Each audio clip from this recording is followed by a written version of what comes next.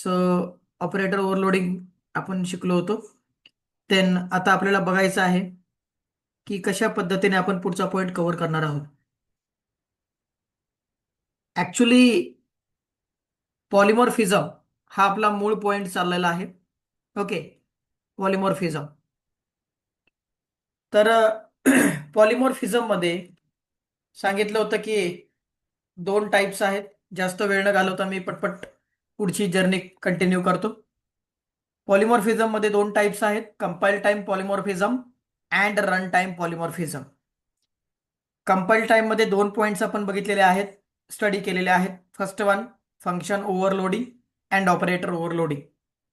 आता जो run time पॉलिमॉर्फिझमचा part आहे त्याला आपण फंक्शन ओव्हररायडिंग असं म्हणतोय, किंवा त्यामध्ये आपण एक घटक आहे तो डिस्कस करणार आहोत आज. त्या घटकाचं नाव आहे function virtual function. Run time polymorphism मधला हा पार्ट आहे, run time polymorphism. Then run time polymorphism मध्ये आपण फंक्शन ओव्हररायडिंग बघतोय, फंक्शन ओव्हररायडिंग. आणि फंक्शन ओव्हररायडिंग मध्ये व्हर्च्युअल फंक्शन आपण स्टडी करणार आहोत. Okay, virtual function. Now virtual function शिकण्या अगोदर व्हर्च्युअल फंक्शन शिकण्या अगोदर आपण फंक्शन ओव्हरलोडिंग नावाचा घटक डिस्कस केलेला आहे. Okay, what is function overloading? की सेम सेम फंक्शनचं नाव मी एकापेक्षा अनेक वेळा आपल्या क्लासमध्ये यूज करू शकतो. ओके, एकापेक्षा अनेक वेळा आपण सेम फंक्शनचं नाव यूज करू शकतो, त्याला आपण फंक्शन ओव्हरलोडिंग म्हणतोय. पण त्या प्रत्येक वेळी त्यामध्ये सिग्नेचरमध्ये बदल पाहिजे, त्याच्या बिहेवियरमध्ये बदल पाहिजे. हे आपल्याला कोण सांगतं? तर फंक्शन ओव्हरलोडिंग सांगतं. आता व्हर्च्युअल फंक्शन म्हणजे काय? व्हर्च्युअल फंक्शन म्हणजे जनरली एक बेसिक बेसिक उदाहरण घेऊया, की ज्यावेळी मला सेम फंक्शन, मी रिपीट करतोय बघा, ज्यावेळी मला सेम फंक्शनचे सिग्नेचर सगळं सेम एकापेक्षा अनेक क्लासमध्ये वापरायचे आहे, तर त्यावेळी मला त्या फंक्शनला व्हर्च्युअल बनवावं लागतं. त्यावेळी मला काय बनावं लागतं? व्हर्च्युअल. म्हणजे बेसिकली नवीन गोष्ट जर मला अपग्रेड करायची असेल तर जुन्या गोष्टीपासून नवीन गोष्ट बनवली जाते. तर मी जुन्या गोष्टीला व्हर्च्युअल बनवणार, जेणेकरून मला नवीन गोष्ट कुठेही वापरता येईल. उदाहरणार्थ, एक माझ्याकडे क्लास आहे एक माझ्याकडे क्लास आहे साधं एक्झाम्पल घेऊया. एक माझ्याकडे क्लास आहे सॅमसंग नावाचा. Okay, Samsung smartphone. ओके, हे एक चांगलं उदाहरण आहे. सॅमसंग स्मार्टफोन नावाचा मी इथे एक क्लास बनवलेला आहे, आणि या क्लासमध्ये सॅमसंगच्या प्रॉडक्टची इन्फॉर्मेशन मी ऍक्सेस करणार आहे, बेसिक. तर आता याच्यामध्ये मी वॉइड वॉइड सॅमसंग A14 नावाची काय बनवलं? एक फंक्शन बनवलं, एक मेंबर फंक्शन बनवलं. ठीक आहे. तर आता इथे एक साधं उदाहरण घेतलेलं आहे मी. क्लासचं नाव दिले सॅमसंग स्मार्टफोन, आणि एक मेंबर फंक्शन बनवलंय. जनरली आपण मेंबर फंक्शन बनवतो गेट नावाने, रीड नावाने, शो नावाने, डिस्प्ले नावाने. तसं मी इथे मेंबर फंक्शनला नाव दिलेलं आहे Samsung A14. Okay, what is the meaning? आता याच्यामध्ये जे सॅमसंग स्मार्टफोन आहे तो माझा क्लास आहे, आणि खाली जे दिलेलं आहे हे माझं मेंबर फंक्शनचं नाव आहे सॅमसंग A14. ओके, सो आता ज्यावेळी मी या सॅमसंग A14 मध्ये काही प्रॉपर्टीज भरेन, for example RAM 4 GB. Okay, RAM 4 GB,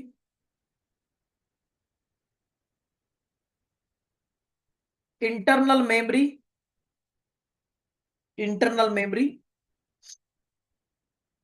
64 GB. 64 GB. Okay, perfect. आता या दोन गोष्टी मी कशामध्ये भरलेल्या आहेत? सॅमसंग A14 नावाच्या मेंबर फंक्शन मध्ये भरलेले आहेत. काळजीपूर्वक बघा. मी हे स्लो घेण्याचं कारण काय, कारण की हे तुम्हाला परफेक्टली समजलं पाहिजे. सॅमसंग A14 एक मेंबर फंक्शन घेतलेलं आहे आणि त्या मेंबर फंक्शन मध्ये दोन घटक घेतलेले आहेत. पहिला घटक काय डिस्प्ले झालं पाहिजे की सॅमसंग A14 नावाच्या मोबाईलची रॅम जी आहे ती 4 GB आहे आणि इंटरनल जी आहे ती 64 GB आहे. ओके. स्वतः याच्यानंतर ज्यावेळी मी दुसरा क्लास बनवेन, दुसरा क्लास मी कधी बनवणार आहे, ज्यावेळी सॅमसंग A14 पेक्षा पुढचं मॉडेल मला लॉन्च करायचं असेल, त्यावेळी मी काय बनवणार, परत क्लास सॅमसंग स्मार्टफोन 1. इथे क्लासचं नाव मी थोडं चेंज केलं, सॅमसंग स्मार्टफोन 1 बनवलं. मगाशी काय दिलं होतं, सॅमसंग स्मार्टफोन दिलं होतं. ओके. सो आता यामध्ये basically void Samsung model number A16. For example model number A16. उदाहरणासाठी मी इथे काय घेतलंय, model number A16. Okay, perfect. आता याच्यामध्ये मी काय केलेलं आहे, इथे फंक्शन क्लोज केलं, देन क्लास क्लोज केला.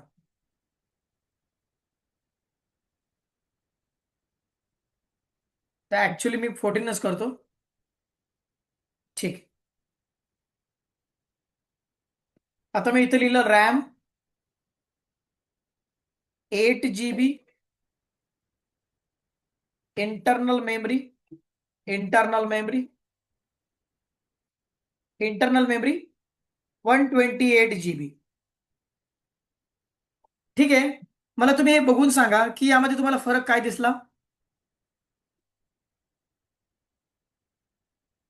यामध्ये फरक तुम्हाला काय दिसला.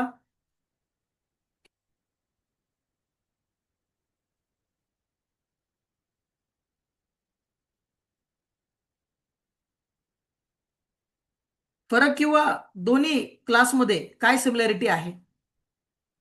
पहिल्या क्लासमध्ये वाईड सॅमसंग A14 नावाची मी मेंबर फंक्शन बनवलेलं आहे आणि दुसऱ्या क्लासमध्ये सुद्धा मी काय बनवलंय, सॅमसंग A14चं मेंबर फंक्शन बनवलेलं आहे. ऍक्च्युली स्मार्टफोन चेंज झालाय का, tell me anyone. Smartphone change झालाय का. ओके.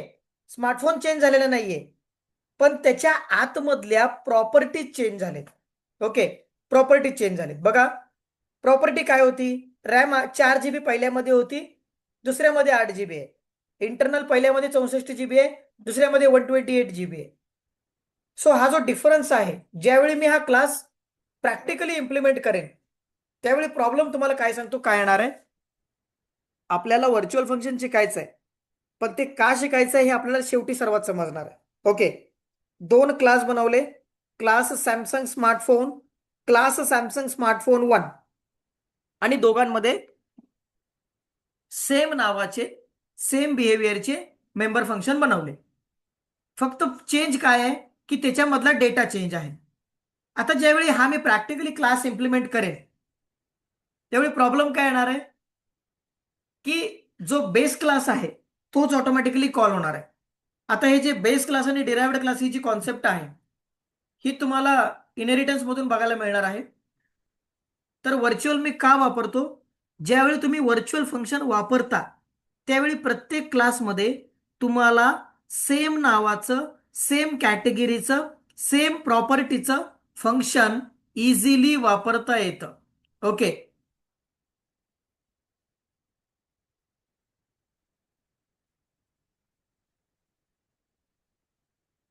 येस.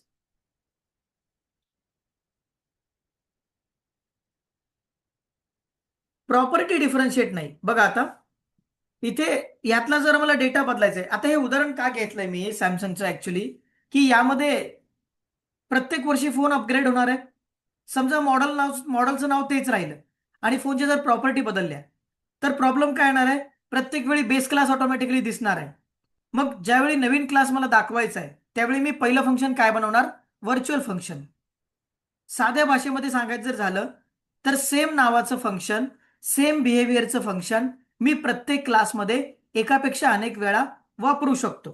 त्याला आपण काय म्हणतो, व्हर्च्युअल फंक्शन. ओके, त्याला आपण काय म्हणतो, व्हर्च्युअल फंक्शन बेसिकमध्ये. क्लिअर आउट झालंय का? अंडरस्टँडिंग झालंय का सर्वांना?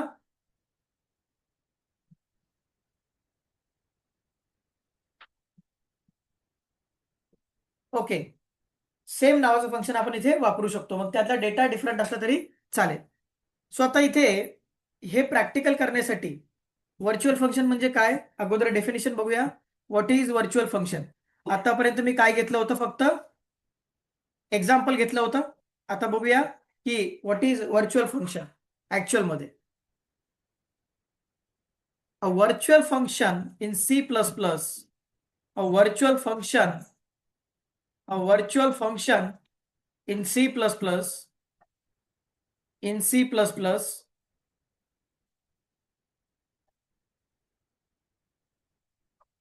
is a base class member function, is a base class member function that you can redefine, you can redefine in derived class, redefine in derived class. Okay, you can redefine in derived class in achieve polymorphism, in achieve polymorphism, achieve polymorphism. सोप्या भाषेमध्ये definition आहे. Definition काय सांगते बघा. अ virtual function in C++ is a base class member function. हे जे virtual function असतं ते कुठे आपण बनवतो, बेस क्लास. म्हणजे बेस क्लासचा अर्थ जो तुमचा पहिला क्लास असतो त्याला आपण बेस क्लास म्हणतो. हे थोडंसं चांगलं जाणून घेण्यासाठी आपल्याकडे मी ऑलरेडी व्हिडिओ बनवून ठेवलेला आहे इनहेरिटन्स नावाचा, तो तुम्ही बघून घ्या जेणेकरून तुमची ती कॉन्सेप्ट क्लिअर होईल इनहेरिटन्सची. ओके. सो आता इथे मी इनहेरिटन्स वापरणार आहे. पहिला जो टाईप आहे इनहेरिटन्सचा, सिंगल इनहेरिटन्स, तिथं आपण तो आपण इथे वापरणार आहोत. तर तो समजून घेण्यासाठी तुम्हाला इनहेरिटन्स समजलं पाहिजे. सो ती प्लेलिस्ट बघा, त्यामध्ये इनहेरिटन्स मी प्रॅक्टिकल द्वारे दाखवलेला आहे. ओके. सो सांगण्याचा मुद्दा काय की virtual function is a C++ base class member function. C++ मध्ये आपला जो बेस क्लास असतो तिथे आपण हे व्हर्च्युअल फंक्शन बनवत असतो आणि एकदाच बनवायचं असतं. व्हर्च्युअल फंक्शनला कोणत्याही व्हर्च्युअल एकदाच बनवायचं. एकदा ते बनवलं की आपण ते एकापेक्षा अनेक वेळी इझिली वापरू शकतो. ओके, याला आपण व्हर्च्युअल फंक्शन म्हणतो. तर आता याच्या पुढचा मुद्दा की कशा प्रकारे व्हर्च्युअल फंक्शन लिहिलं जातं ते शिकण्या अगोदर व्हर्च्युअल फंक्शनचे काही नियम आहेत ते थोडेसे बघूया. Rules, rules of virtual function, rules of virtual function. So what is the rules? The virtual function, the virtual function, the virtual function are accessible using object pointer. हा पहिला नियम आहे. पहिला नियम काय सांगतो बघा, rules of virtual function. The virtual function are accessible using object pointer. जर मला व्हर्च्युअल फंक्शनने डेटा ऍक्सेस करायचा असेल तर मी इथे काय यूज करणार आहे, ऑब्जेक्ट पॉइंटर यूज करणार आहे. ऑब्जेक्ट पॉइंटर म्हणजे आता इथे पॉइंटर नावाची कॉन्सेप्ट येते. तर तुम्ही पॉइंटर नावाची कॉन्सेप्ट जर बघितली असेल तर वेल अँड गुड, तुम्हाला ती चांगलं अंडरस्टँडिंग होईल. पॉइंटर बद्दल थोडंसं 2 मिनिटांमध्ये सांगतो. पॉइंटर काय करतं, नेक्स्ट दुसऱ्या व्हेरिएबलचा मेमरी ऍड्रेस स्वतःमध्ये स्टोअर करतं, त्याला आपण पॉइंटर असं म्हणतो. तर आता इथे मला ऑब्जेक्ट टाईपचा पॉइंटर बनवायचा आहे. ठीक आहे, म्हणजे दुसऱ्या ऑब्जेक्टचा डेटा स्वतःमध्ये स्टोअर करतोय कोण, ऑब्जेक्ट पॉइंटर. ओके. सो दुसरा रूल आहे, virtual function, virtual function derived using virtual keyword, virtual keyword. याचा अर्थ काय आहे की ज्यावेळी तुम्ही व्हर्च्युअल फंक्शन वापरणार आहात, त्यावेळी तुम्हाला काय करायचं आहे, व्हर्च्युअल नावाचा कीवर्ड वापरायचा आहे. एकदम सोप्या पद्धतीने आहे. व्हर्च्युअल फंक्शन आपण का वापरतो, ज्यावेळी मला सेम फंक्शनचं नाव, सेम फंक्शनचं बिहेवियर एकापेक्षा अनेक क्लासमध्ये वापरायचं असतं त्यावेळी मी व्हर्च्युअल फंक्शनचा अवलंब करतो. हा पहिला घटक. आता व्हर्च्युअल फंक्शनची डेफिनेशन काय, virtual function in C++ is a base class member function. ते आपण व्हर्च्युअल कसं बनवतो, ज्यावेळी मी पहिला क्लास बनवेन त्यामध्ये जे फंक्शन असेल त्यालाच मी व्हर्च्युअल बनवणार ऑटोमॅटिकली, आणि तिथून पुढे जर्नी असणार आहे. प्रत्येक क्लासमधल्या फंक्शनला मला व्हर्च्युअल बनवण्याची गरज नाहीये. फक्त मी जो पहिला क्लास आहे त्यालाच फक्त मी काय बनवणार आहे, व्हर्च्युअल बनवणार आहे. That you can redefine and derived class. तुम्ही काय करू शकता, रिडिफाईन मल्टिपल टाइम्स करू शकता. याचे दोन नियम आहेत. पहिला नियम काय सांगतो, the virtual function are accessible using object pointer. Object पॉइंटरचा वापर करून आपण काय करतोय, व्हर्च्युअल फंक्शन ऍक्सेस करण्याचं काम करतोय. दुसरं आहे virtual function derived using virtual keyword. Okay, virtual कीवर्डचा वापर करून आपण कोणतंही व्हर्च्युअल फंक्शन तयार करू शकतो. आता याच्या पुढे जाऊन आपण सिंटॅक्स बघणार आहोत की कशा पद्धतीने हे व्हर्च्युअल फंक्शन लिहिलं जातं. जसं की आपण काल शिकलोय की कोणतं फंक्शन आपण लिहितोय. For example operator, operator overloading आपण शिकलो होतो, त्याचा आपण सिंटॅक्स बघितला. त्या ऑपरेटर ओव्हरलोडिंगचा सिंटॅक्स काय होता, फर्स्ट वन आपण लिहित होतो की return type operator and operator name. तसं आता इथे मला काय करायचंय, सर्वात पहिल्यांदा कोणतंही फंक्शन जर व्हर्च्युअल बनवायचं असेल तर सुरुवातीला मला व्हर्च्युअल नावाचं कीवर्ड लिहावं लागतं. Okay, virtual, virtual return type, return type, return type, function name, again circle parenthesis, then your code, किंवा आपण याला म्हणूया बॉडी ऑफ फंक्शन. याच्यामध्ये आपण काय लिहित असतो, कोड लिहित असतो. Okay, example, example virtual, virtual void is my return type.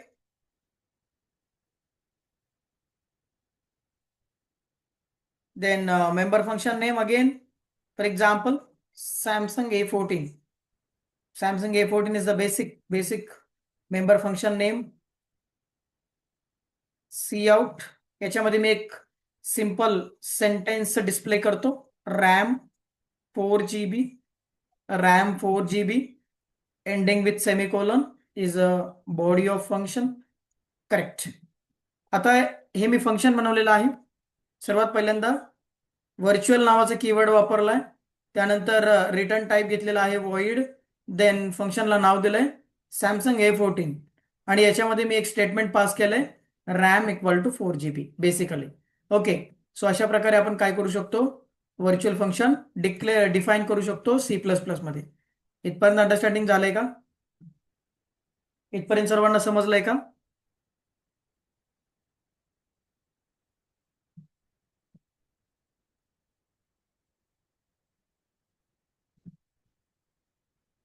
Okay, so आज आपण काय काय शिकलोय जरा थोडंसं बघूया.